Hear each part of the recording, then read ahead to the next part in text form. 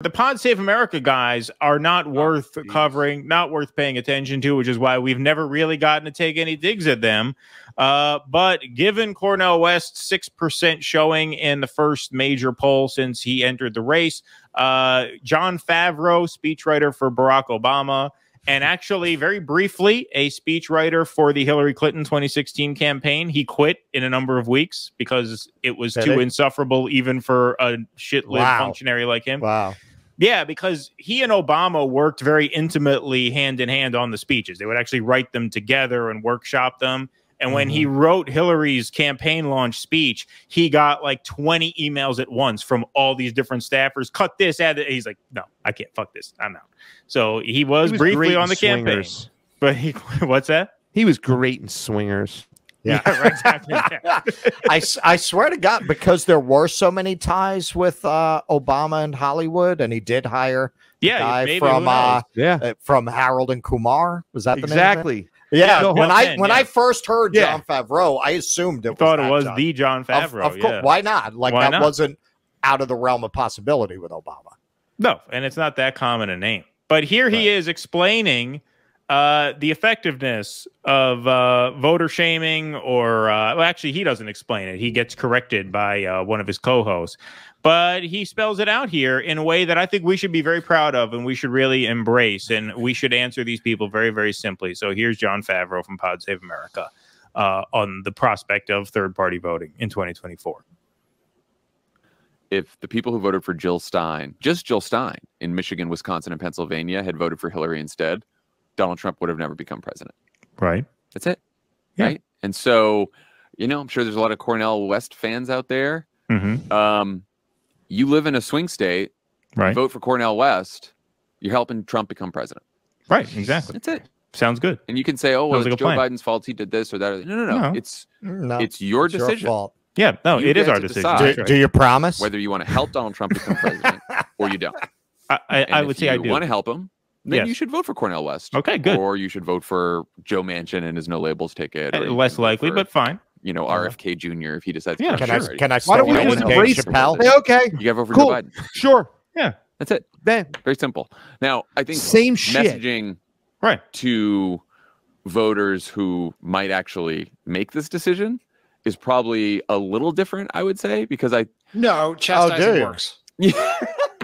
Double down. It's like I think you need to explain why these candidates would not be good candidates for president. All right, well, I'll stop you there. You don't have to explain to me why Cornel West or RFK would be worse than Joe Biden. That's not going to work on any of us here. But I thought the first part of that was the most interesting. Like, we need to explain to them that if they vote for Cornel West as a swing state, they're going to be helping Trump. Yeah, no, I get that. That's fine. If you just look at the insufferable smugness of these fucking people, like you want to understand why people hate you, look in a mirror. Just replay that and imagine someone talk that way about you. Right? Are you under the impression that the internet is not public? Right? Like you understand that the people you want to persuade are going to hear this, right? He's talking like they don't have access. Well, you know, those people, we're going to have to talk to them differently. They're listening to you, moron.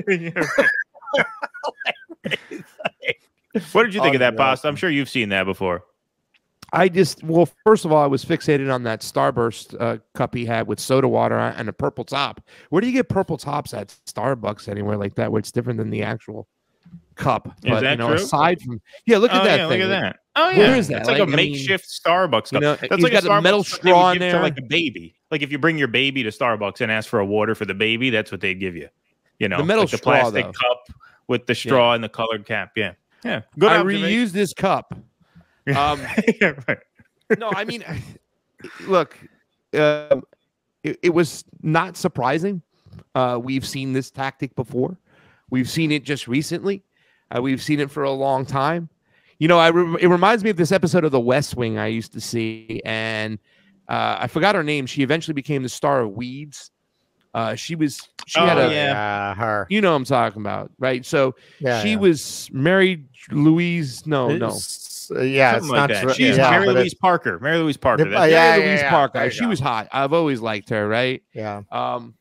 and she was on for a couple seasons, and she was working for this like one lone kind of the Bernie Sanders senator, right, who decided to run.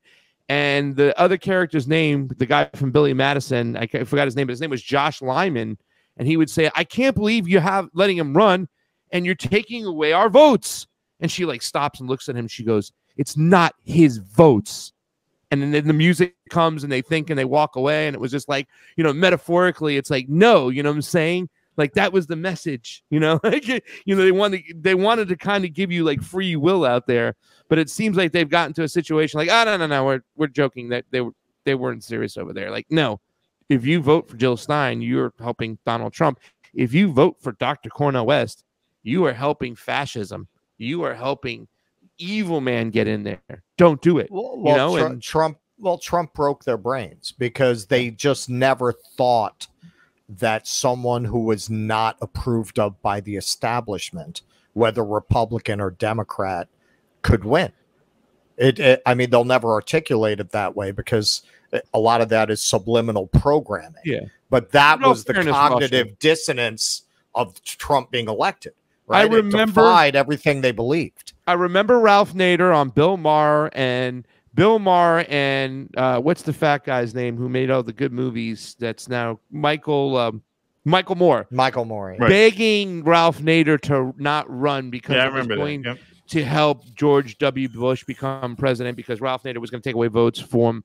I don't know if it was Kerry or that would have been Kerry that time. It was John Kerry. Was the second time? Okay, yeah. Yeah.